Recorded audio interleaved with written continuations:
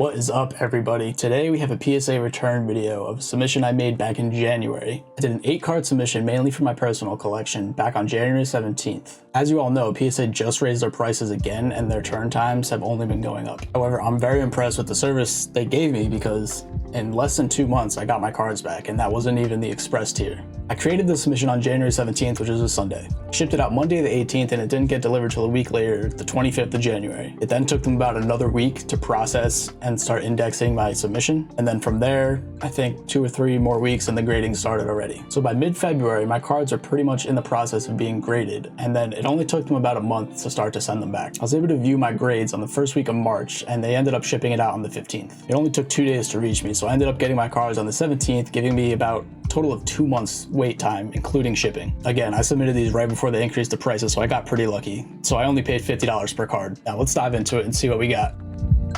All right, first card here.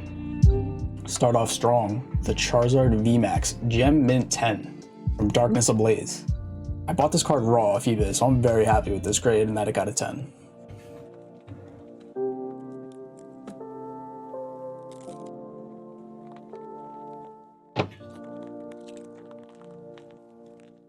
Next, we have Champion's Path, Charizard VMAX Secret Rare, Gem Mint 10.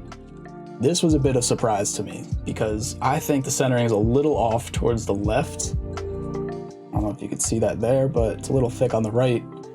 But it seems PSA is very forgiving with the centering, and really it all comes down to the edges and the corners, in my opinion. Obviously the surface shouldn't have any wear and tear since it was pack fresh. But yeah, I'm happy with that, for sure.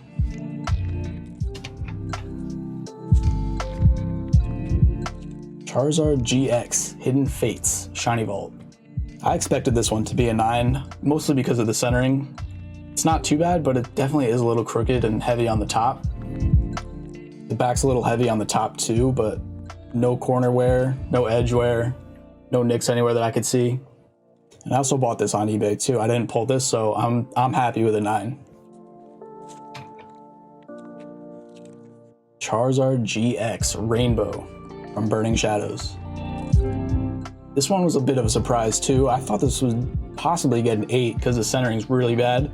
And Burning Shadows is notorious for having just pretty bad corners and edges. You can see in the top left, there's some whitening there, like a nick or two. So I really thought this was going to be an 8 considering the centering and everything, but I'm very happy with a 9.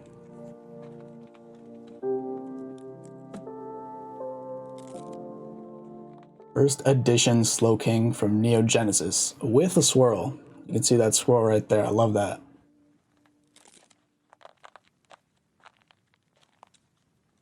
Honestly, I was pretty disappointed this got a 7. I thought this was for sure going to at least be a 9, maybe even a 10 contender.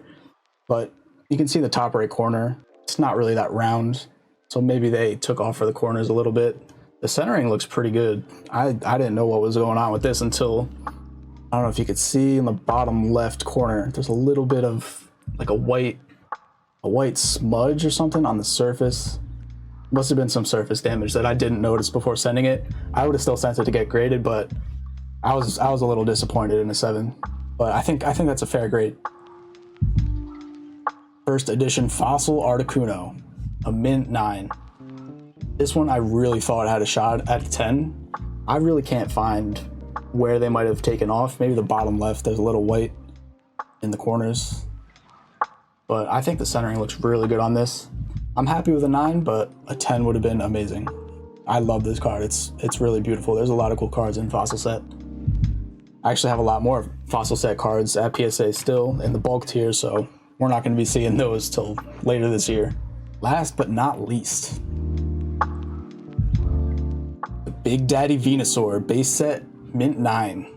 I actually forgot to send this with my first submission, which I sent, I think back in November. I sent a few Charizards, base set Charizards, and those all received 9s as well, so I was happy with that. And I'm really pleasantly surprised to see this got a 9. The back looks really good. I think there's a little bit of whitening on that top edge there, which is why it maybe got a 9, because the centering looks amazing. The corners look really good.